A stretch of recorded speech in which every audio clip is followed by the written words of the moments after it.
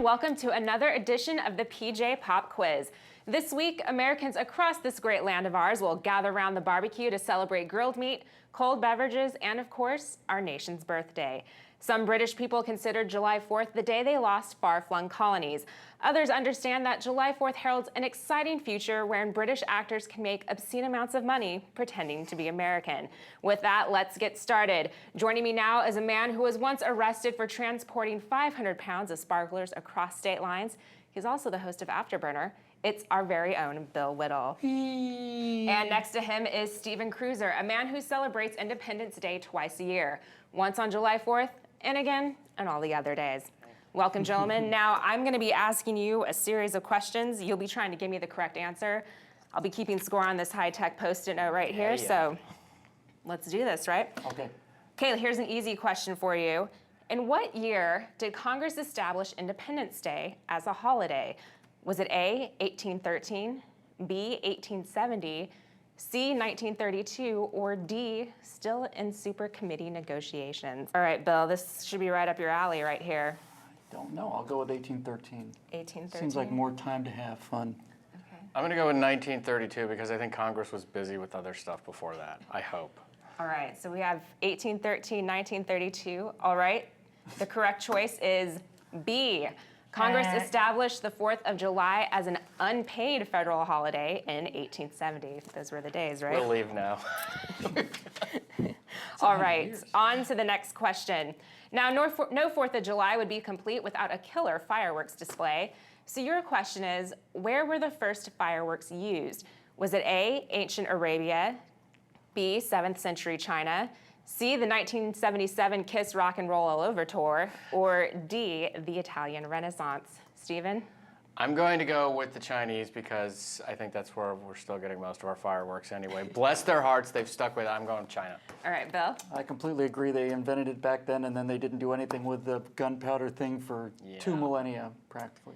Well, let's see. The right response is B. Hey. 7th century China. You're both right. We're tied. The first fireworks were created over 2,000 years ago and were believed to ward off evil spirits. I'm not sure if that works today. They but still do. They still do. They still do. Keep believing. Yeah. All right, on to the next question. Who was the last person to sign the Declaration of Independence?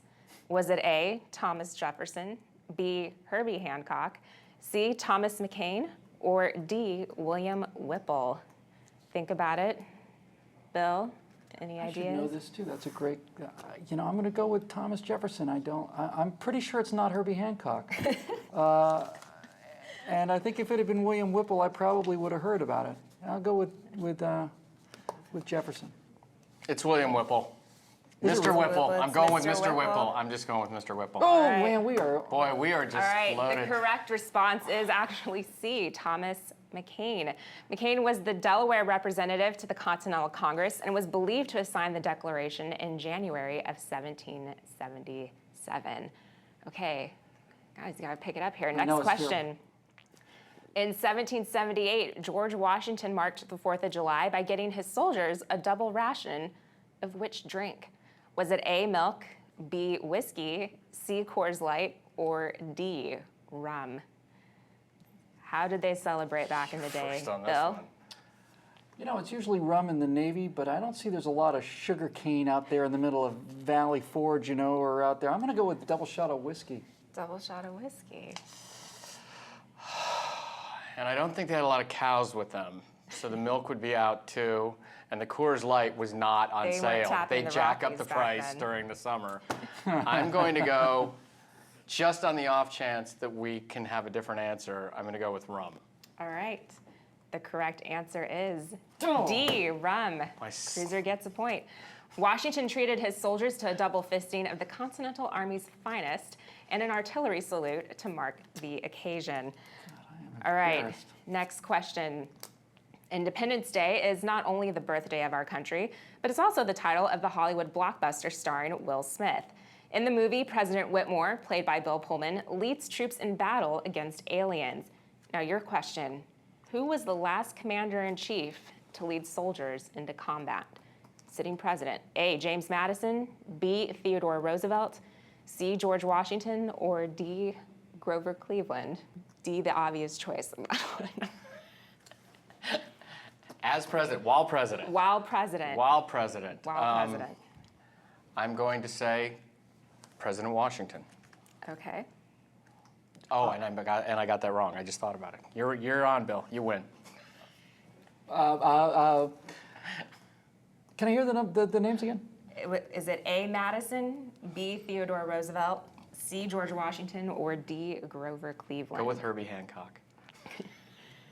You can Let's never. try Madison. All right. The correct response, drum roll, is A, James Madison. I knew it as soon as I... Madison took command of an artillery unit to cover the retreat of the U.S. Army during the British attack on Washington, D.C. That's in awesome. 1814. That's awesome.